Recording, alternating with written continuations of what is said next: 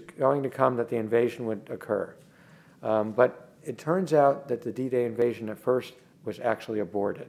It was aborted in the beginning because of the weather. I mean, the weather was far worse than what we saw outside today. The great storm clouds had arisen. Great torrential rains covering hundreds of miles were blanketing Europe. Indeed, not only where the headquarters was for the Allied forces in Great Britain, but covering hundreds of miles as far west as where Adolf Hitler, as far east, I should say, where Adolf Hitler was falling asleep that night. So the question became for Eisenhower what to do, because it seemed virtually improbable, impossible, unlikely that they could carry out an invasion with such great storm clouds, such great winds, such terrible visibility. So Eisenhower met with his top aides. And he said, what do we do? And they all shook their heads and they said, it just seems impossible that we can carry out this invasion. So at that point, Eisenhower, he put his head to his chest, he sat down on a couch, he paced around the room, and he decided, okay, we're going to delay the invasion and we'll reconvene. And they reconvened in about 18 hours, and as they reconvened again, still it was unclear whether they could carry out this invasion. And at this point, very sadly, in a kind of low, despondent voice, Eisenhower said, I don't know how much longer we can keep this invasion hanging out on a limb. So they decided to reconvene once more. Eisenhower went back to his place of sleep. He woke up at 3 in the morning. He shaved. He briefly looked at a dime store novel. And then in this rain, he drove once again to his headquarters. And as he went to the headquarters, all of a sudden, he gets good news from the meteorologist. The meteorologist says, there will be a break in the weather. We'll have a 36-hour window in which to commence. So at this point, Eisenhower looks at his staff and he polls them. What do we do? 6 were for, 6 were against. Once more, Eisenhower waited. He paused. He sat down on the couch. He paced around the room. And then eventually, in a soft voice that just rang louder and louder, he said, okay then, let's go. We will go. And with that, cheers went up in Southwick House where they were. And at this point, the invasion was about to commence. And I want you to think about this invasion for a second. 5,000 wide-bellied ships and transport ships carrying 180,000 men. In addition to these 5,000 ships and 180,000 men, there would be this naval and air bombardment from the sky that would be without parallel. It would be like nothing that mankind had ever witnessed before. And picture this, if you will, for a second from the Nazi side, from the German side. Commanding the German forces was the great general Erwin Rommel, and of course he was known as the Desert Fox from his campaigns in North Africa. And Rommel looked out and he told his staff, he said, this war will be won or lost on the beaches. And then he said in a rueful voice, he said, this will be the longest day. Well, let's think of how that longest day began. Well, from the defenses of the German side, they were looking out over the water. And at first they saw nothing. They just saw choppy waters. And then they saw little bits of rain and little bits of wind. And then they saw a ship, then another ship, then tens of ships, then hundreds of ships, and then thousands of ships. And then before long, they could see nothing but ships. This great armada had commenced. And as it commenced, the heat and the noise were without parallel as the bombardment happened from the Allied side. It was as if the heavens had opened up their primordial wrath. And on 4 beaches, on Juneau, on Gold, on Sword, on Utah, the Allies had virtually little opposition. They just steamrolled over the Germans. But on Omaha Beach, it was a very different story. The Americans were suffering ghastly casualties. It was something terrible. They were facing primordial constant artillery and mortar fire, and the casualties were ghastly. Shreds of flesh were floating in the water. Dead men were floating, head down in the water. Arms were bleeding in the water. Heads were blown off. Indeed, from his ship, General Omar Bradley was looking through his binoculars, and he said to himself, my God, this is a crisis of irreversible proportions. But in a miracle of miracles, as the Americans were being blown up one by one, as they were losing their command officers, one by one, eventually one officer screamed out, he said, my God, men, we might as well die. We might as well die on solid land as we do on the beaches or in the water. And with that, the Americans, in a triumph of courage and a triumph over adversity, they began to improvise. One by one, they began cresting the high ground. And then by 7:30 in the morning, a miracle had happened. They had seized the high ground. D-Day was going to be won. And as D-Day was going to be won, the word went out to Franklin Roosevelt in the White House. He was awakened at 3 a.m. in the morning. His hand shook as he picked up the phone. He was wearing a light yellow cardigan sweater, and he said on the phone, "Yes, yes, yes, I understand, yes." In other words, what George Marshall had told him is he said, "The light of battle is in our eyes." And indeed, the light of battle was in their eyes. And with this, it was clear that not only was D-Day going to be won, but the fate of Hitler in the Third Reich was going to be sealed. The war was going to be won. Yet even as the empire of war for the Germans was crumbling, I want to remind you of one other thing. One thing was not crumbling, and this was the German, this was the Nazi empire of death in the gas ovens of Auschwitz. I want to remind you for a second just what Auschwitz was. Auschwitz was a death camp where people were being put into the gas ovens. They would be rounded up, and in fact, 175,000 Hungarians were being rounded up now. And I want to give you a sense of what that $175,000 figure represents. In Boston at the time, the population was 325,000. So it's as if you took every man, every woman, every grandfather, every grandmother, every child, because for Hitler it was always about the children, and doubled that population, stuck them on trains in Boston and moved them down to Washington, D.C. And once they got to Washington, D.C., every one of them would be murdered almost immediately upon cold blood. So in fact, the Jews, the travel that they had to take as they were rounded up by the Nazis or by the Gestapo, is they would be put in these cattle cars that had little light, no water, no food. And many people would be forced to stand up for these 3 or 4 days, and they would be pleading at every stop, "Give me food, give me water," but none would be forthcoming. And by the time they often arrived at Auschwitz, many would be dead, standing up, usually the elderly. And at one point, there was a trainload of 4,000 children coming. And when the trainload reached Auschwitz, the cattle cars were opened, the doors were pushed aside, and what did the Germans find? They found 4,000 children. They were all dead. They had suffocated for lack of air en route. But in other words, once they got to Auschwitz, they would see these great plumes of flames, 30 feet into the sky. Those, of course, were the crematorium. And they smelled a smell, ghastly, like nothing anybody had ever smelled before. Little did they know that it was the smell of broiling flesh. And at one point, a little girl said to her father, she said, "Daddy, will there be playgrounds here, like back at home?" But of course there would not be. And another little girl knew a little bit more. She figured it out. And she said, "Of what use is there a God when his only duty is to punish?" But as they got out of the trains, the Germans would be screaming at the top of their lungs, "Raus, raus, raus, out, out, out." And they'd be beating the Jews with batons. There'd be barking dogs. There'd be Doberman pinschers. And then the Jews would be told to undress. They would be led into a cold room, cold and forbidding, where on the walls there were faint scratches. And the lights would flick on and the lights would flick off, on and off. And they would scream hysterically. The children would be clutching at their parents. And of course, what was happening is the Germans, sadistically, were mocking the Jews. And then eventually, gas would come out. And as gas would come out, there would be screaming. And the screaming would eventually become a death rattle. And a death rattle would eventually become a squeak. And after 20 minutes, it would be all over. They would all be dead. And they would repeat this process, the Germans, within another hour.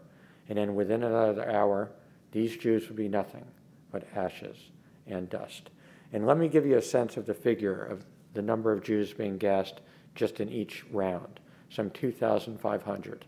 Well, that's the same amount as Pickett lost in Pickett's charge. But of course, in this case, the Jews would be gassed within 20 minutes to an hour. So the question is what would happen about this? What would take place? Could anything be done? Would FDR do something? Would he put a stop to the barbarism? Would he find a policy to put an end to the carnage, especially now that D-Day was being won? Well, as it turned out, that Roosevelt wouldn't take the first step, but the first step would be taken by an inmate. And this is worthy of a Hollywood movie. Taken by an inmate at Auschwitz named Rudolf Verba. He was 19 years old. He was healthy. He wasn't gassed. He wasn't a slave laborer who would be worked to death within a matter of weeks. But he was a registrar, and he knew everything that was taking place at Auschwitz. He knew each train. He knew each nationality. He knew how the gas chambers work. He knew how the crematoria work. He knew what the Gestapo did. He knew what the SS did. He knew everything. And he resolved that with this potential butchery of 750,000 Hungarian Jews, the worst mass murder in all of human history, to get the word out to FDR. So with a friend of his from Slovakia, who had also survived thus far, what they did is they hid out in a woodpile. And in this woodpile, they resolved, and they decided if they could make it for 3 days, then the internal search at Auschwitz itself would be turned off and would be turned over to the nationwide Gestapo at large in Poland and in Germany, but then maybe they would stand a chance. So when nobody was looking, they slipped into this woodpile, and they waited. They waited. At 5:15, the alarm did not go off. At 5:30, the alarm did not go off. At 5:45, of course, they're sitting bird-like in this little cavity of wood, and they're tense, they can barely breathe, they're scared. At 6 o'clock, the alarm didn't go off. And then all of a sudden at 6:15, it goes off. It screeches. And they can hear dogs barking madly, 2,000 dogs roaming all of the Auschwitz grounds. They could hear the SS madly roaming, 3,000 men turning over every floorboard, looking in every potential hiding place, trying to find them. But in fact, as it turns out, they didn't find them. The first night, as they were sitting in the cavity, they heard something really rather remarkable. They heard planes flying overhead, and Verba said to himself, he said, "Is this the Americans? Are they coming to help us?" But they were bombing targets not far by, in fact, just 5 miles away. And then the second night, they heard something else, these ghastly sounds, clink, clank, clink, clank, clink, clank. These were the sounds of the crematoria working overtime, of the Jews being gassed from Treblinka. And then on the third day, the search was called off. At this point, they pushed open the top of the cavity. They looked up, they saw the flames shooting 30 feet into the sky, and they turned around and they ran, and they never looked back. And what commenced from there, and again, as I said, it's worthy of a Hollywood treatment, and in fact, Hollywood is looking at this as we speak. There was a harrowing 17-day journey. They eluded the SS. They eluded barking dogs. They eluded literally a shootout. They eluded anti-Semites who would turn them in. And after 17 days, they made their way to Slovakia, where they were able to meet with this underground set of Jewish elders. And they recounted in vivid detail, in graphic detail, everything that took place. And the memoranda of what Verba had to say, along with his compatriot Wetzler from Slovakia, was typed up, sent to the White House in a 3-page memo, and then remarkably, it took several months for the 30-page memo to get to the White House as well. But there was impeachable evidence of what was taking place. Impeachable reason, finally do something. Impeachable reason, put a stop to the barbarism. So the question is again now, what would happen next? For a second, I want you to think of FDR. Picture him in your mind. Remember what he was and who he was. He was the most remarkable wartime leader America had ever had, except for perhaps Abraham Lincoln. He was the man who had tamed polio, a man who had gotten reelected not once, not twice, but as I said earlier, 4 times. A man who, when America seemed to be in the darkest throes of depression and even seemed to be in revolution, Roosevelt, with his legendary oratory, uplifted the hearts of all Americans. He was a man whose fertile imagination encompassed so many great policies that it was out of his imagination that came the idea of Lend-Lease, the invaluable policy that kept Great Britain alive in its time of need, the invaluable policy that kept the Soviet Union fighting the Nazis on the Eastern Front in their time of need. It was out of Roosevelt's fertile imagination that came the invaluable campaign in North Africa. And this was a campaign that, of all people, Dwight Eisenhower thought was so ill-fated that when it was carried out, he said, "My God, this will be the blackest day in history." but it was Roosevelt's fertile imagination that was right. And his campaign would give valuable seasoning to the troops, and it would uplift the morale of Americans, and it would get them finally in a fight in a way that they could win. And it was out of the fertile imagination of Roosevelt that would come, also of all things, the Italian campaign, the critical precursor that would take Rome out of the battle, that would take Italy out of the battle, and that would be the prelude to D-Day itself. And it was out of the fertile imagination as well of FDR that came the arsenal of democracy. So it seemed FDR's fertile imagination, his leadership, his vision, his wisdom encompassed everything. Everything except for one thing, the terrible barbarism taking place in the forests in the final solution of Auschwitz. And so the question was, what would happen next? Well, as it turns out, very little was happening. And indeed, very little had been happening since 1942. In 1942, we see somebody tried to begin what Rudolf Verber, who had escaped from Auschwitz, tried to finish. And that was Eduard Schulte. He was a German, very highly placed, a German industrialist, very highly placed within the Third Reich. He knew everybody. He had even met Hitler. And at one point, he had been in a meeting with Himmler, the architect of the final solution. And in this meeting, it was actually a party. Men were in their finest outfits or their uniforms. Women were wearing their furs and their diamonds.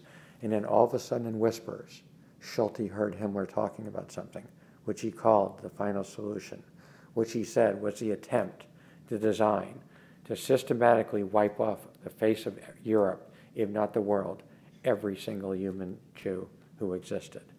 And as it happened, Schulte despised the Nazis. So he not only jeopardized his job, but his life. And he undertook a series of clandestine meetings in Switzerland with Jewish counterparts to get the word out, to prevent what he called these giant cemeteries, to get FDR to do something. But once again, FDR did nothing. So by 1944, it turns out that one other man would step onto the stage, and it was a remarkable effort. And this was Henry Morgenthau. Henry Morgenthau was the Secretary of the Treasury. He was Roosevelt's probably best friend. They had a weekly Monday luncheon in which they discussed policies and politics and everything under the sun. And Morgenthau owed everything to Roosevelt. But he decided that he had enough of the bureaucratic foot dragging. He had enough of the government's recalcitrance about doing anything. And he couldn't stand the death of 6 million Jews. He felt something had to be done.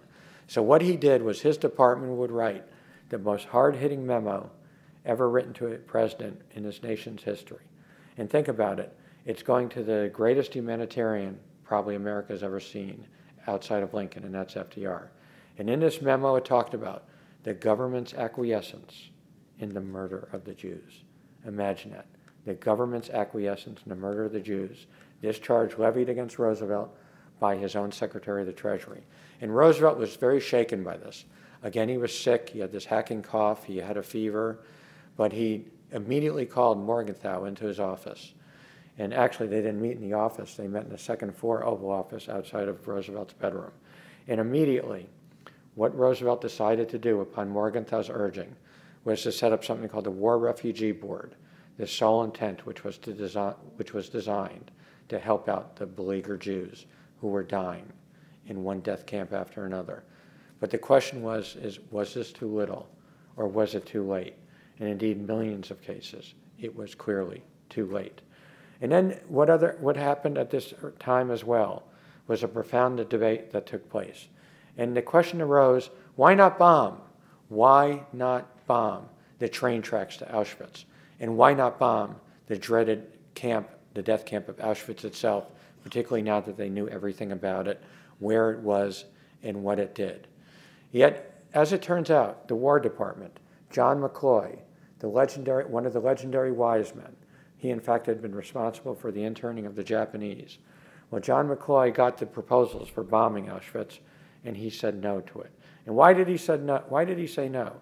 Well, he said it was too far, that the planes couldn't reach Auschwitz from their bases.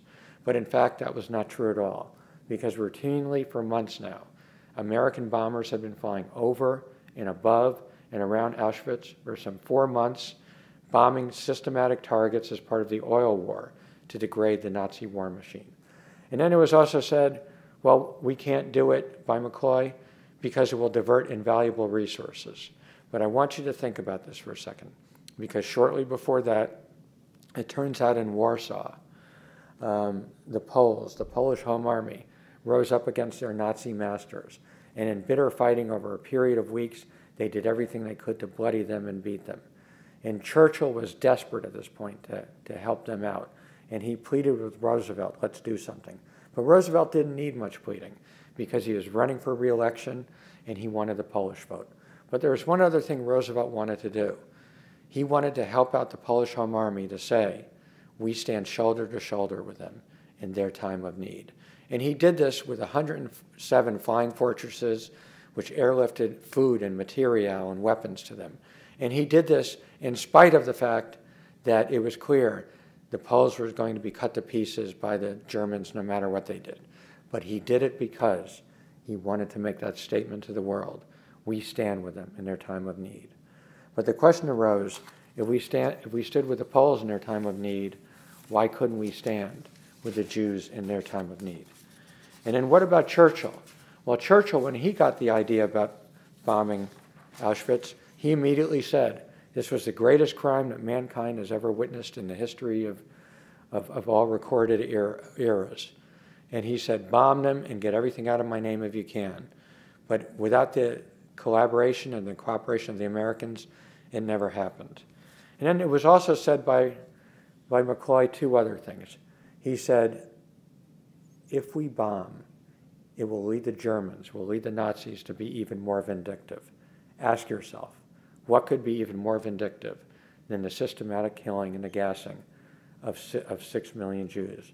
What could be more vindictive than ripping little children from their parents and shoving them into the gas ovens? And then there was one other thing that was finally said by McCloy, that it was too difficult a mission to undertake. Well, to be sure, these missions were difficult, and accuracy was not as pinpoint or perfect as today. But shortly before the proposals for bombing Auschwitz, it turns out that the Allies bombed the Amiens prison, which was holding RAF fighter pilots. And they did it by bombing one side of the prison and the other side of the prison. And they took photos as this was happening, film as this was happening. And the photos were rather remarkable. What they showed was the blown up parts of the cruciform prison. What they showed was Germans lying in the snow face down, bleeding. What they showed were men, RAF fighter pilots who were doomed to death, rushing into the woods, rushing to their freedom. And the question became, if we can do this for them, why not for the Jews in their time of need? Well, so Auschwitz was never formally bombed. Well, actually, that's not true. It was bombed at one point, but by mistake. And as it was bombed, the SS scurried into their bomb shelters like little rats. And what did the Jews do? Think of the Jews who were still alive. They were so exhausted and worn and weary that they looked like the walking dead. They had eyes that were like sockets. They had no hair because it had fallen out. They had no teeth because they had fallen out. They could barely stand. In most cases, they could barely sit. But when they heard these bombs coming from these American planes, they looked up and they cheered. And as the great Nobel Prize winner, the great moral conscience of humanity, Elie Wiesel said, because Elie Wiesel was a young boy in Auschwitz at the time, he said, we may have feared death, but we did not fear that kind of death. But the bombing never happened. So what would happen next in the war? Well, the Germans would do what they could with their last-ditch effort in the Battle of the Bulge, but it would fail. Franklin Roosevelt, of course, his health was ailing, he was sick, he was dying, and eventually his health would give out and he would die. And then, weirdly, almost strangely, it turns out Adolf Hitler would commit suicide in his bunker in Berlin at virtually the same time of day as Roosevelt would die at 3:30. And then eventually, the Germans would surrender. It would be the unconditional surrender. And when that would happen, Churchill said this was the greatest outpouring of joy that mankind has ever seen. And I want you to remember this scene. Picture this scene of great joy, of great triumph, of great exhilaration, if you can. Whether people were in London or Paris or New York or Ankara, wherever they were dancing to celebrate this great triumph. And they said at the time, they said, long live the Allies, long live the Americans, long live FDR. This, then, was one of the great fruits of 1944. But there was another fruit of 1944 that I want you to think about. And this was the voices who were not heard, the voices of those who could have been helped but went to their deaths. And in some ways, what I talk about here is I talk about how Roosevelt may have missed his Emancipation Proclamation moment. Remember what Abraham Lincoln did. In the throes of the Civil War, this war was begun over Union. It was begun in many ways over geography. And yet in 1862, after the Battle of Antietam, Abraham Lincoln, despite great opposition in the North, despite great opposition within his party, despite even opposition within his own cabinet, he promulgated the Emancipation Proclamation.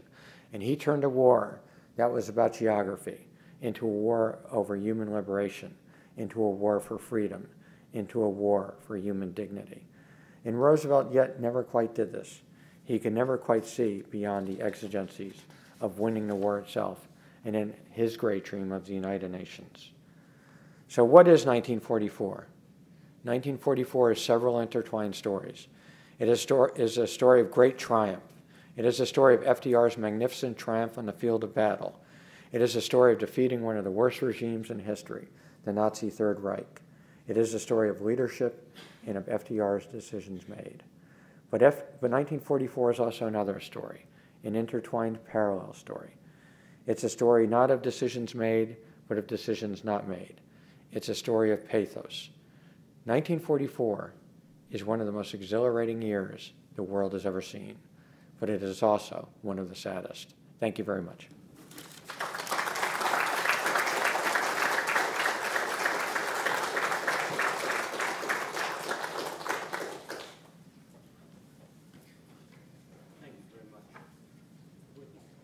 Why wasn't Auschwitz, who made the decision, ultimately it was McCloy, not to bomb, and when do you think Roosevelt first learned about that the extermination was beginning or occurring? Right, right. Did everybody hear the question? Yeah. Well, it's a great question, and it's an important question. And it was McCloy who technically made the decision not to bomb, and I discussed that in my talk. But the question was, did FDR know? And you know, the one thing I want to say about FDR is he was a very savvy leader. And he knew what was taking place in all his different bureaucracies at all the different levels. And at one point he had said to his men about the North Africa campaign when they decided to do what they were going to do. And he said, oh, don't worry about them over there at the War Department. And at another point he talked about the Naval Department. And he said, you punch it with your left, you punch it with your right, you punch it with your left, you punch it with your right. And it just comes back the same. So he was well aware of what was taking place in the bureaucracy. He had had several meetings with prominent Jews and even non-Jews in which he got the information. Remember, though, in the beginning, and when I'm talking about bombing Auschwitz, I'm not talking about bombing it in 42 or 43. I'm talking about 44. It's a very nuanced and subtle story. And that's because in 42, Adolf Hitler enshrouded the final solution in the greatest of secrecy. And it's not that he held it secret, that he wanted to exterminate and kill the Jews. He gave several speeches to that effect. But he didn't really want to formally talk about it. And I think the reason was, A, he wasn't sure the German people as a whole would countenance such cruelty, even though I think they did know near the end. But more importantly, he didn't want the Jews to resist, because it would have been much harder to exterminate them. But in 1942, Roosevelt had a meeting with a set of Jews led by Rabbi Stephen Wise, who was one of the most prominent Jews in America. And they talked about what was taking place in the slaughter at that point of some 4 million Jews. An astounding figure if you think about it. And what Roosevelt said was, he said, I'm well aware of what you're talking about. So in other words, they may have been wrong in some of the smaller details, but they were right on the outlines. And then in 43, he met with somebody named Jan Karski, a member of the Polish underground, who had actually seen one of the not the death camps, one of the transit camps that was very comparable. And he was stunned by what he saw, and he told it in great detail to Roosevelt. And evidently, Roosevelt was a little shaken up by it. But again, nothing happened. And then, of course, in 1944, then came the Verba memo, Verba who escaped from Auschwitz, and they knew everything. And then, of course, what they knew from Eduard Schulte, the German industrialist, well, that was at the highest reaches. I mean, you can discredit a lot of things as propaganda. This clearly was not propaganda. And I want to tell you one other thing. When eventually they liberated the camps, when the Americans liberated a place called Ohrdruf, this was a small satellite camp. This was not a Treblinka. This was not a Bergen-Belsen. It was certainly not in its level of cruelty and death and destruction in Auschwitz. But nonetheless, what they saw so horrified them, so shocked them, that the legendary warrior, General Patton, when he saw the bodies of Jews stacked like cordwood, when he saw these living remnants of human beings that were the walking dead, he vomited. And Eisenhower, of all things, he said in 1944, he said, finally, the GI now knows not only what he's been fighting against, but what he's been fighting for. Yes, sir. I have spent a lot of time in the former Soviet Union, and from their perspective, D-Day was not the decisive battle of the war. From their perspective, the war was won on the Eastern Front, and that's why the defenses on the Western Front were relatively thin, that 20 to 25 million Soviets died on the Eastern Front, a number that does dwarf the numbers killed in Birkenau, and it is Birkenau, not Auschwitz. They're about 2 kilometers apart. So what is your perspective on the Soviet view of D-Day? Right. Well, the question is what is my perspective on the Soviet view of D-Day? Where you stand depends upon where you sit. And to be sure, the Eastern Front and what the Soviets were undergoing and the kind of fierce fighting. I mean, the fighting was primordial. It was terrible. And it went on for months and months and months. It's one of the great battles of all time as well. When you look at the lists of the top battles, usually D-Day is at the top and then Stalingrad is second or third. But to be sure, it would be wrong to minimize the amount of carnage and the heroism and the courage of the Soviets. They were, in effect, pulling the American chestnuts out of the fire until finally we got into the fight. Of course, the Soviet Union record in World War II is a little checkered. Let's not forget they started out on the side with the Germans until Adolf Hitler made 2 terrible decisions, Hitler. The first decision was to declare war on the United States. We hadn't entered the war. Even after the bombing of D-Day, we hadn't entered the war. But Hitler, in an act of hubris and just idiocy, I mean, there's no other way to put it, declares war on the U.S., so we immediately enter the war. And then the second thing he did is something that even in Mein Kampf he warned against. He said, never open up a second front and never fight a 2-front war. And of course, by declaring war on the Soviet Union, that's exactly what he did. And again, hubris was a word. At one point, he told his assembled generals, his generals who were cowed by Hitler, and they should have known 2 things. Don't exterminate the Jews, don't carry it out. And they should have known another thing. Don't wage war on the Soviet Union. But Hitler said, all we have to do is kick the door down and open it, and we'll win. He thought it would be another lightning lightning strike like what happened with France, but it was not. Yes. Good to see you again. Thank you. At one point, I had talked to my neighbor who lived in Hungary during the war, what the Holocaust was like. He was Catholic. And, he talked about the Jews weren't rounded up till later. And I said, but still, you're alive then. What did you feel like? And he said, well, they were just Jews. We never discussed World War II again.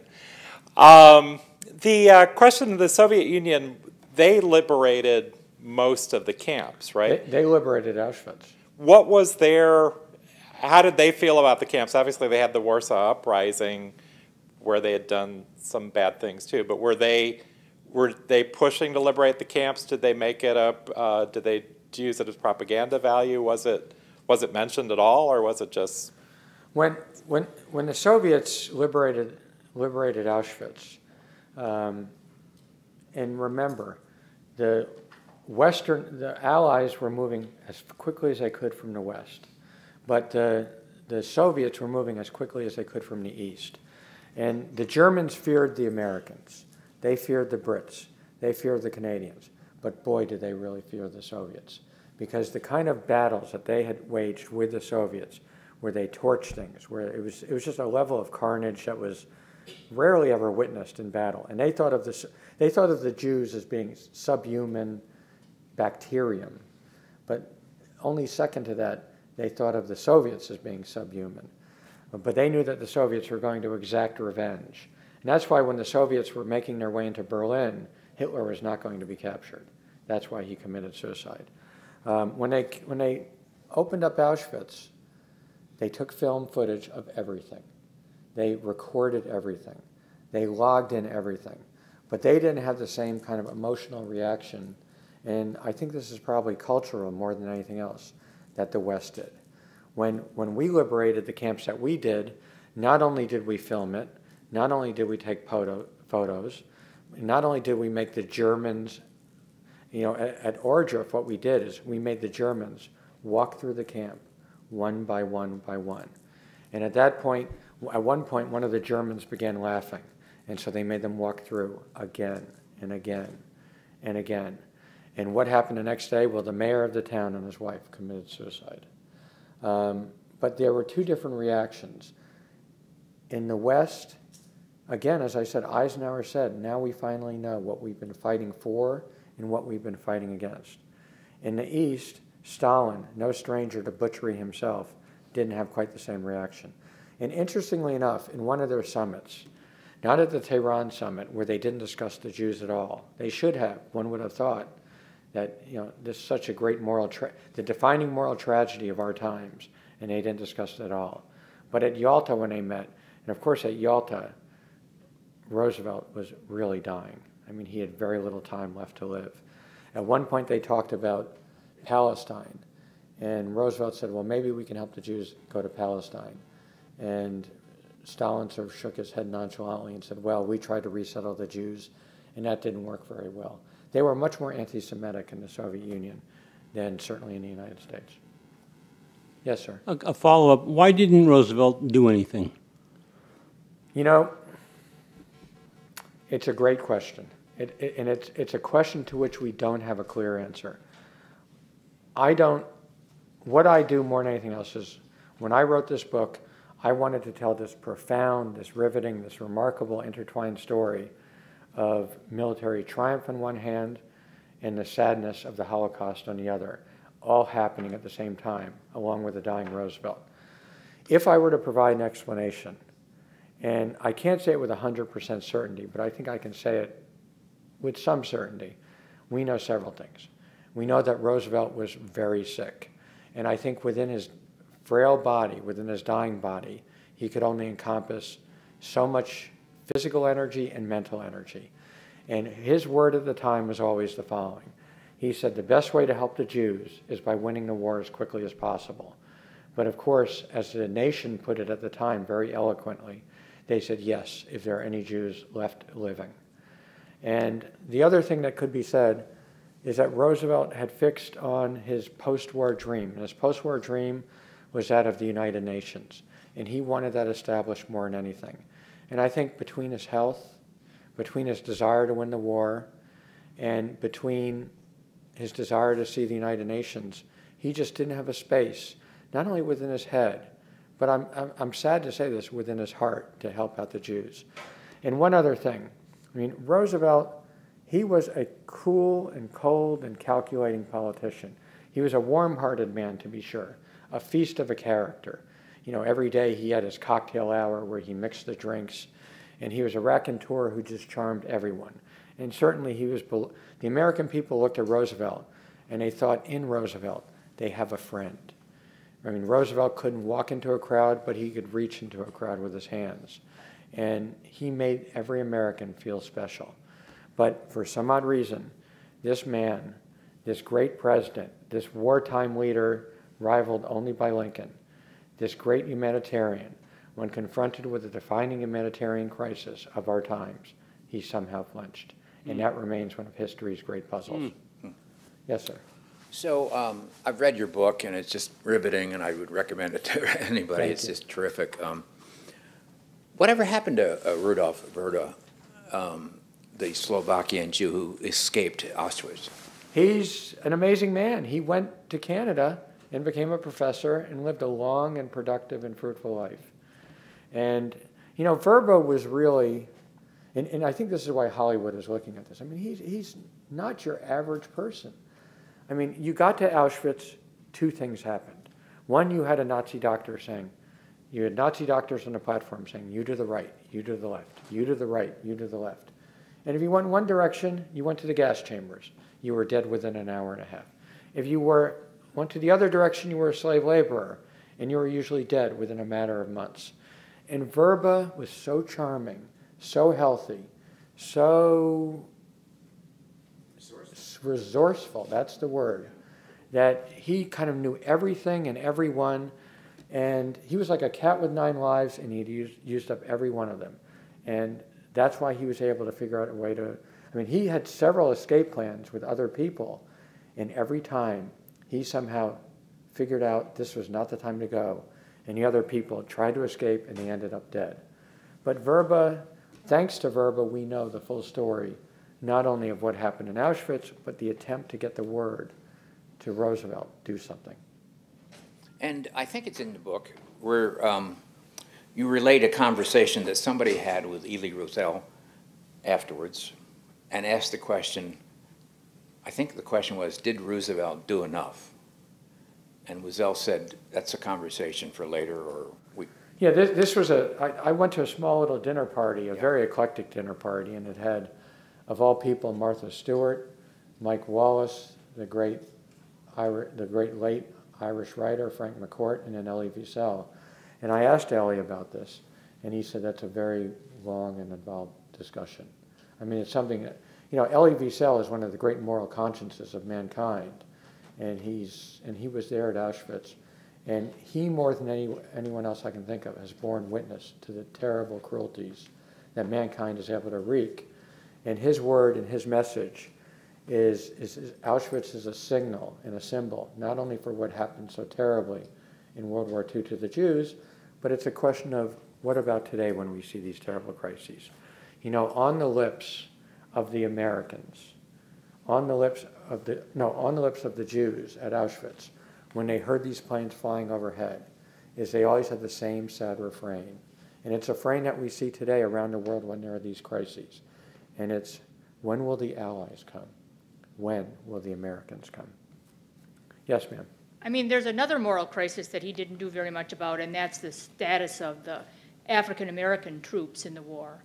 And his wife, Eleanor, kept talking to him about these things. So do you think that there was something about the dynamic between the two of them? Because they had a very complicated relationship. Right. Eleanor was, in many ways, the conscience of the administration. And she's very uplifting and moving and striking when you sort of see the sorts of things she tried to do. What I'd rather talk about is what's in my book, which is what she did about the Jews. And she badgered Roosevelt a number of times to do more. And, you know, there was this fellow named Breckinridge Long in the State Department. I didn't mention him in the talk, but he looms large in the book. And he was the head of the visa section in the State Department. And so as tens of thousands and hundreds of thousands of Jews were cramming consulates all over Europe, desperate to get to freedom, desperate to get to a way where they could live, it was Breckinridge Long at the State Department who decided their fate. And Long wrote a memo, a notorious memo, an infamous memo, that went out to all the consulates. And in it he said, by various administrative devices, we can postpone and postpone and postpone the granting of visas. He said it not once, but 3 times. And then, of course, by doing that, it was a death sentence for the Jews. Now, what did Eleanor say about Breckinridge Long? She said, my God, don't you know he's an anti-Semite? You have to do something about this. And Roosevelt just looked at Eleanor and said, dear, I don't want to hear any more of that. And then she later said, when Jews in America started doing more, Jews, because of anti-Semitism, they were cowed. They needed a champion. They needed a voice. But eventually, in some ways, they tried to become their own voice. And this was in late 43 and early 44. And as they did that, they undertook all these efforts. And Roosevelt, at one point, there were these pageants taking place, and he was invited to say something about them, about these Jewish pageants. He didn't do anything.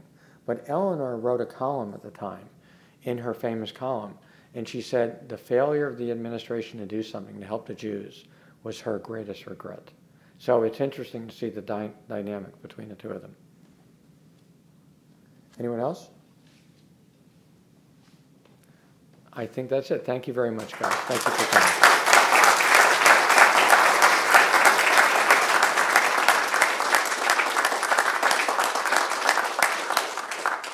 Folks, don't forget there's a book signing.